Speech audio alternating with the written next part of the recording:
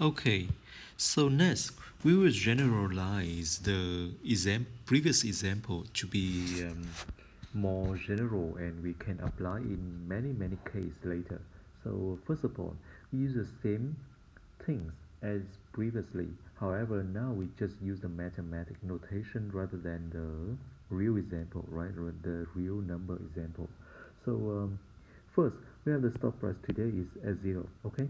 And the stop price can go up to S0 times U, okay? Or go down to S0 times D. So what is U and D? U is larger than 1. So for example, previously that is S0 and now is time S0 times U and U larger than 1. It means that S0 times U will be larger than S0. And here D is smaller than 1. So if S0 times D will be smaller than S0.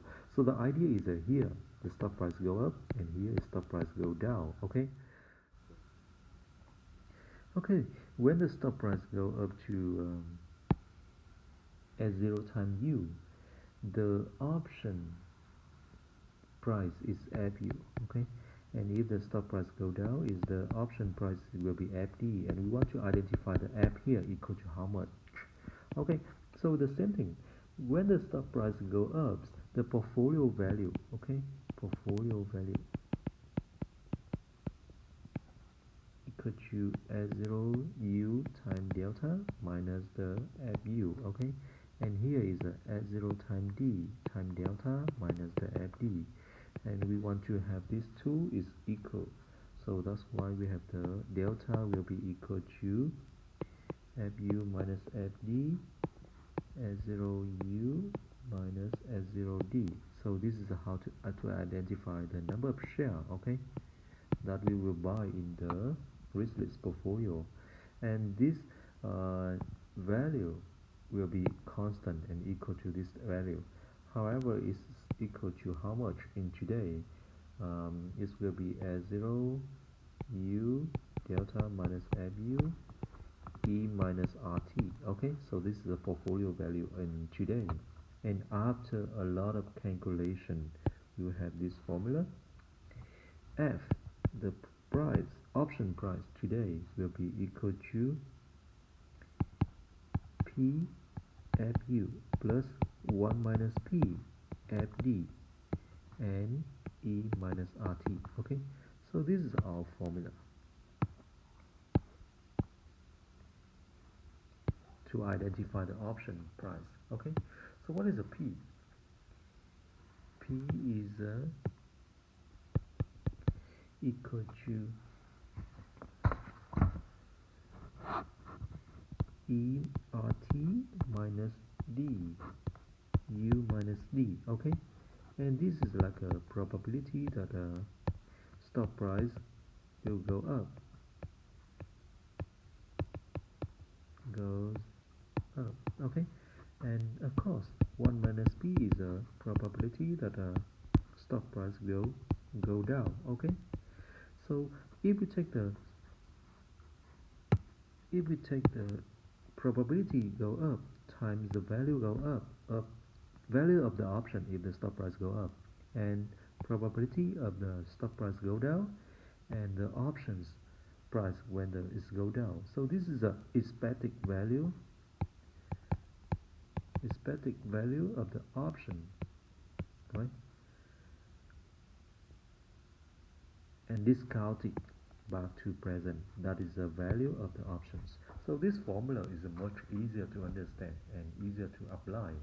So in let we use this formula to apply in the next example, and we will see that if we apply this formula to calculate, we will have the same results as the previous way that we use a risk list portfolio. Okay, so let's we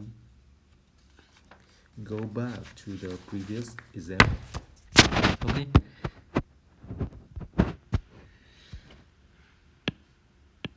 so in the previous example, we have that the stock price is at $20, right? It's go up to 22 or go down to $18. So it means that S0 go to S0U equal to 22, right? So 20U equal to 22. So U equal to 22 divided by 20 equal to 1.1, okay? So here, S0 go down to S0D equal to 18. So D equal to 18 divided by 20 equal to 0.9, okay? So U equal to 1.1 and D equal to 0.9, okay?